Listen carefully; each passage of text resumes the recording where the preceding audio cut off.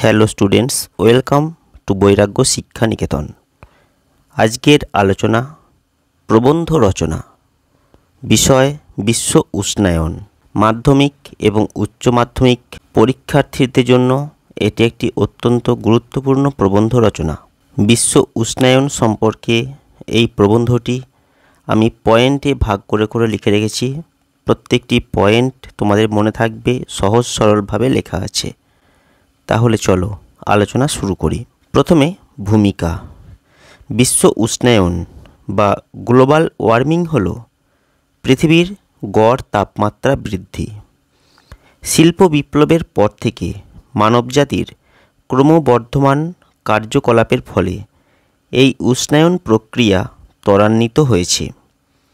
জীবাশ্ম জ্বালানি পোড়ানোর ফলে বায়ুমণ্ডলে গ্রিনহাউস গ্যাসের স্তর বেড়ে গেছে, যা সূর্যের তাপকে আটকে রাখছে এবং পৃথিবীর তাপমাত্রা বাড়িয়ে দিচ্ছে। পরের পয়েন্ট, উষ্ণায়নের কারণ। বিশ্ব উষ্ণায়নের মূল কারণ হল গ্রিনহাউস গ্যাসের বৃদ্ধি। প্রধান গ্রিনহাউস গ্যাসগুলো হল কার্বন ডাইঅক্সাইড। এটি জীবাশ্ম জ্বালানি যেমন কয়লা, তেল এবং প্রাকৃতিক গ্যাস পোড়ানোর ফলে তৈরি হয়। অন্য একটি গ্রিনহাউস গ্যাস হলো মিথেন। কৃষি কার্যকলাপ, বিশেষ করে গবাদি পশুর হজম প্রক্রিয়া এবং ধান চাষ থেকে এই মিথেন তৈরি হয়। Nitrous oxide.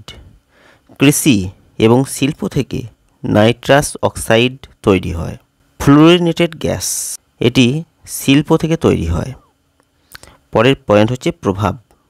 বিশ্ব উষ্ণায়নের ফলে বিভিন্ন প্রাকৃতিক এবং মানবিক প্রভাব আমরা দেখতে পাচ্ছি। প্রথমত, তাপমাত্রা বৃদ্ধি। পৃথিবীর গড় তাপমাত্রা বৃদ্ধি পাচ্ছে, যা বরফের গলন এবং সমুদ্রের স্তর বাড়ানোর জন্য বিশেষভাবে দায়ী। দ্বিতীয় পয়েন্ট, প্রাকৃতিক দুর্যোগ বৃদ্ধি। উষ্ণায়নের ফলে ঘূর্ণিঝড়, খরা, বন্যা এবং তাপপ্রবাহের মতো দুর্যোগ বেড়ে যাচ্ছে। তৃতীয়ত, জীব বৈচিত্র্যের ক্ষতি। অনেক প্রাণী এবং উদ্ভিদ প্রজাতি তাদের প্রাকৃতিক আবাসস্থল হারাচ্ছে এবং বিলুপ্তির পথে চলে যাচ্ছে। চতুর্থত, মানব স্বাস্থ্য। অতিরিক্ত তাপমাত্রা বৃদ্ধির ফলে হিট স্ট্রোক, ডিহাইড্রেশন এবং অন্যান্য স্বাস্থ্য সমস্যা বাড়ছে। পঞ্চমত, খাদ্য নিরাপত্তা।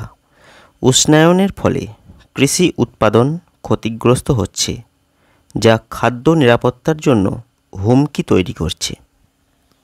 পরের পয়েন্ট, প্রতিকার ও সমাধান।